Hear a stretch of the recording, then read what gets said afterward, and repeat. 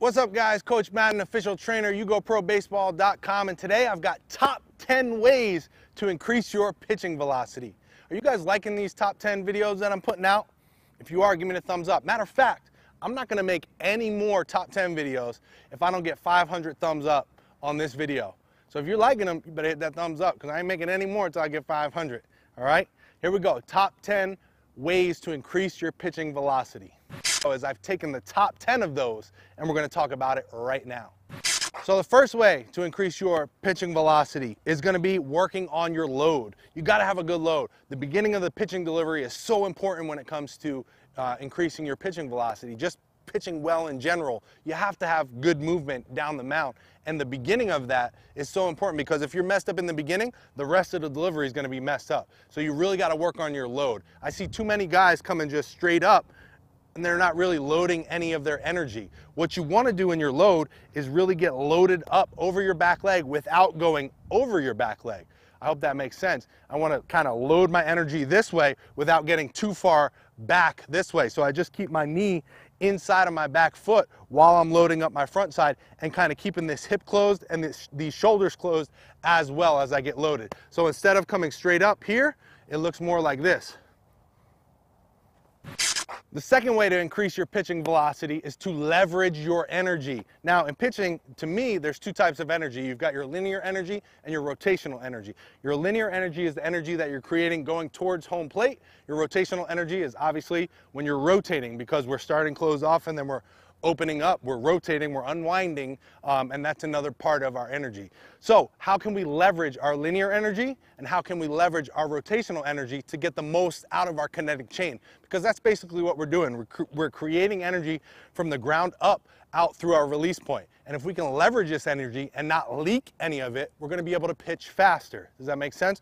So how do we leverage our linear energy? Well, we create that energy by getting a good load, then we drive forward. That's our linear energy. But then to leverage that energy, we've got to pitch against a strong front leg.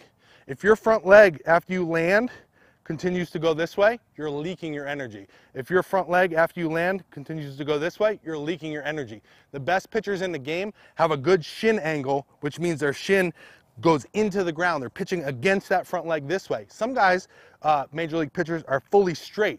Not right when they land bent, but as they get to their release point, they're fully straight. They're pitching against that front leg. So that's how you leverage your linear energy. Your energy goes this way until it hits that front side and the energy says, you can't go any further forward. So then it continues up your kinetic chain. Does that make sense? So now how do we leverage our rotational energy, right? Because now we've got this energy here and we say, no, we can't go any further this way. So now it continues up the body. How do we leverage our rotational energy? We have to block off, okay? Blocking off means that we're stopping our rotation here. So you'll see great pitchers when they stop, they're not pulling this glove all the way back this way. They're blocking off. This elbow comes to the side and that's as far as they're rotating, okay? Their back shoulder continues to rotate past their other shoulder, but they're blocking off. If you just kept spinning when you're pitching this way, you're gonna leak a lot of energy out this way as you're throwing. So we got to block it off once we get back into our linear energy. So we're rotating, we block it off, and now everything comes back linear again as we finish that throw. The third way to increase your pitching velocity is to train your deceleration. All right, your deceleration is like your brakes in a car. If you've got a fast car with bad brakes, you're not going to want to drive that fast, right? You got a good chance of crashing. Same thing goes with pitching. If you're throwing really fast but you got bad brakes, you got a good chance of injuring your arm. So we have to work on our brakes. We have to work on our deceleration, train our deceleration. One great way to do that is doing reverse throws. This is a weighted ball. It's a 32-ounce ball. I'll leave a link below where I got this. And all you're going to do is get down on your knee. You're going to put this ball by your front lead leg. You're going to be blocked off with the front side. You're going to follow this ball back with your head. You're just going to throw it backwards.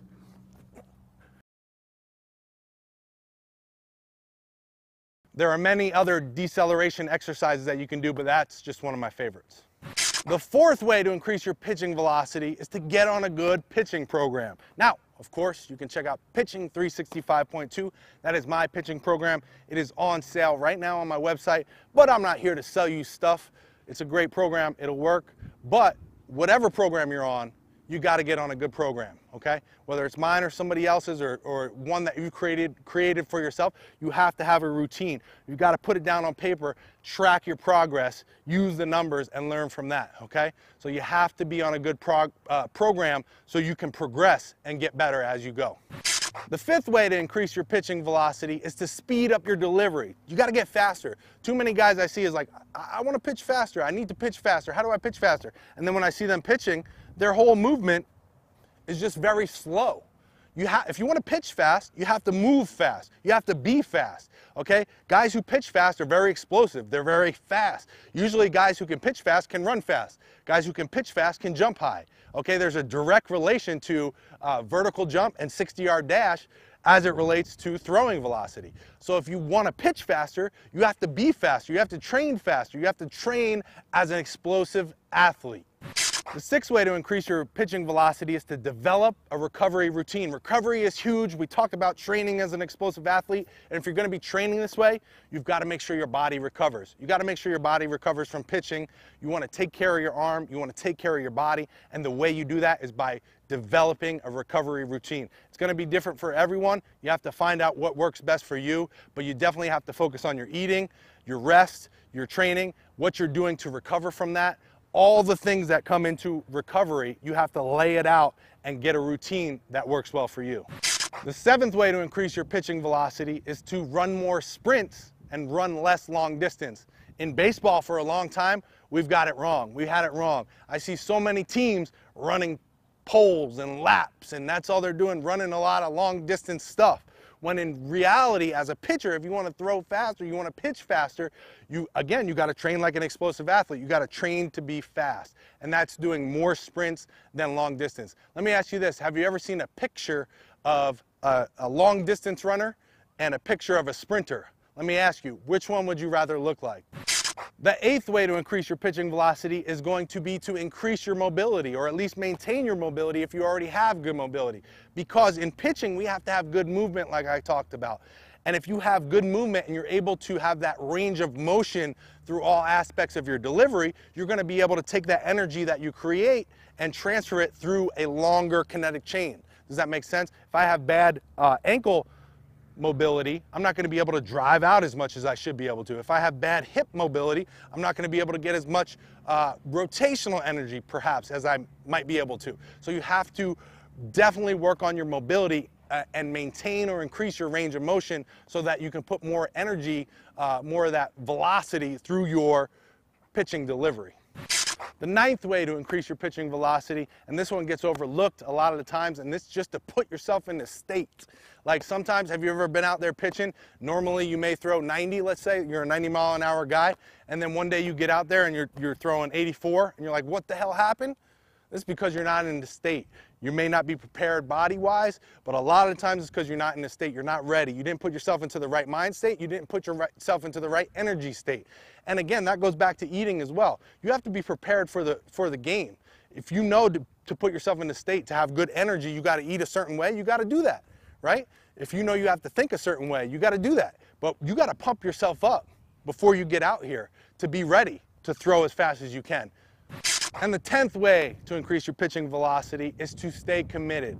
Now, if you're watching this video, you might have got a few good tips on how to increase your pitching velocity, and you may take a few of them and you might do them for a couple of days.